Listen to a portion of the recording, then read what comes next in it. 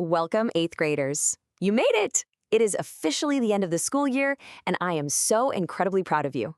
I want you to think of this past year kind of like climbing a massive, ridiculously steep mountain. You've been hiking for months, your legs are completely shot, you've faced some crazy unexpected storms, but guess what? You just stepped onto the summit. Now today, we aren't going to look at the next mountain just yet. Nope. Today, we're turning around, looking back down at the valley, and just admiring that incredible climb you just pulled off. We're going to reflect on your growth, figure out exactly what made you successful, and celebrate this awesome journey. Here is our roadmap for today's lesson. First, we'll talk about the power of reflection. Second, we'll trace your academic growth. Third, we'll identify your success habits. Fourth, we'll set some goals for tomorrow. And finally, we will anchor everything we've done in the Godly Learner philosophy. Section 1. The power of reflection. Looking back to move forward. You might be wondering, why do we even do this? Why not just toss my books in my locker and bolt for summer break? Well, because reflection is literally one of the most powerful learning tools you will ever use. It shows you exactly how far you've come. It forces you to hit pause and actually measure your improvement, from that very first awkward assignment back in the fall, all the way to your final project. It gives you this huge, well-deserved sense of accomplishment. And, just as importantly, it highlights the areas where you can still grow as you head into high school. And reflection isn't just some modern educational trick. It is deeply biblical. Deuteronomy chapter 32, verse 7 says, "Remember the days of old. Consider the generations long past. Ask your father, and he will tell you, your elders, and they will explain to you." See, God specifically calls us to look back. Remembering the past builds up our confidence, right? Because it reminds us of the vital lessons we've learned and exactly how faithful God has been through every single season. So the real takeaway here is this. Reflection is a way to recognize God's hand actively shaping your journey. Every time you banged your head against a difficult math concept and then finally got it, or every time you felt totally nervous before a presentation but pushed through anyway, all those challenges you overcame this year, they were part of a bigger picture. God has been shaping you, building your endurance, and prepping your mind and character for the exact future He has planned for you. Moving right along to Section 2, tracing your academic growth, seeing your progress. It's one thing to just feel like you've grown, but it's a whole different thing to actually see the proof. So I want you to mentally, or literally, later today, pull out your portfolio. I want you to look at the work you did in those first few weeks of school and hold it right up next to your latest pieces. The contrast is usually pretty mind-blowing. I want you to specifically notice the changes in your organization, your clarity, and your creativity. You are absolutely not writing the way you did back in September. You're not reading at the same level either. Your vocabulary is bigger, your ideas are way more complex, and how you express yourself is just so much more mature. Let's pinpoint exactly what caused that growth. Take thesis statements, for example. Early in the year, your thesis statements might have been, well, a bit weak or way too broad. But looking at your final essays, they are incredibly sharp and super focused. And why is that? Because you practiced outlining. You put in the hard work of organizing your thoughts before you actually started writing, and that discipline directly led to some massive academic growth. But hey, your growth this year wasn't just on paper. Let's talk about personal growth. Think back to the very first time I asked you to speak in front of the class. A lot of you are shy, super nervous, maybe staring intently at your shoes. Fast forward to now, and you've gained the confidence to boldly share your ideas in our class discussions. Practicing all those presentations over and over didn't just teach you how to read facts off a screen. It taught you how to command a room and to actually believe that your voice matters.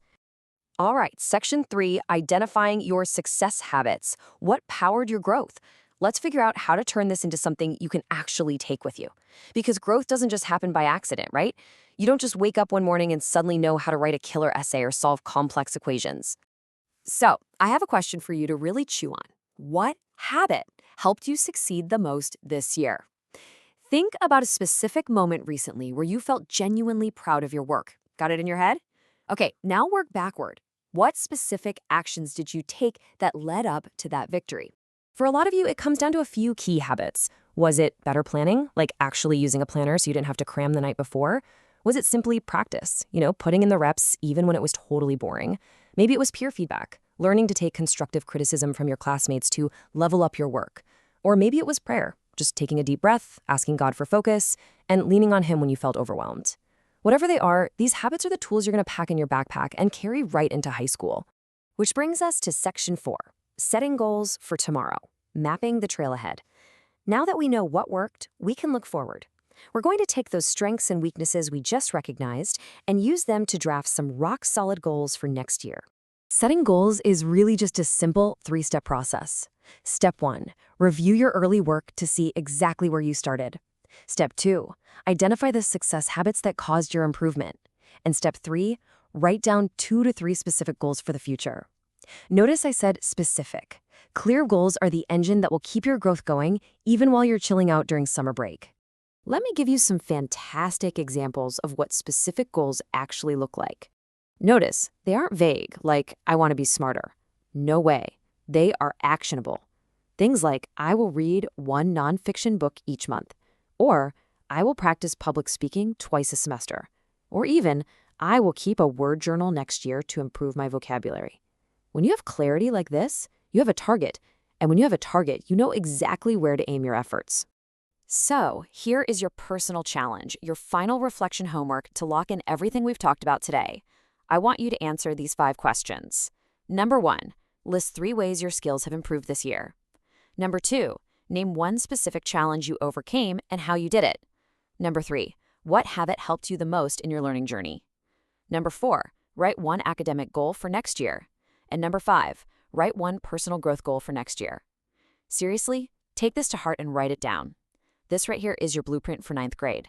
Finally, Section 5, the Godly Learner Philosophy, anchoring your education. We've talked a lot today about skills, essays, reading, and habits, but we really need to zoom out for a second and look at the ultimate why behind your education here at HeroesMart Academy. We ground our entire educational journey in the truth of Scripture, specifically Romans chapter 8, verses 6 and 7. That passage teaches us that keeping the mind spiritually minded leads to life and peace. You see, true success isn't just about getting an A on a report card. It's about cultivating a mind that is totally centered on God. That is where true life and lasting peace are actually found. Here at HeroesMart Academy, we intentionally intertwine biblical morality with education. And why do we do that? Well, because education without morality can actually hurt. It's honestly dangerous to be highly intelligent but lack the character to use that intelligence for good. Our goal is never to just make you more capable. Knowledge and intelligence should be tools that help you make wise, righteous, and God-honoring choices. So I want to encourage you. Passionately pursue academic excellence, but always, always keep your mind centered on God, truth, and wisdom. I want to leave you with this final provocative thought to take into your summer break. You've grown so much. You are smarter, stronger, and way more capable than you were back in September. So, how will you use your academic excellence to make wise, God-honoring choices next year? Let that question inspire you. Keep growing, keep reflecting, and keep your eyes fixed on Him. Great job this year, 8th graders. You are dismissed.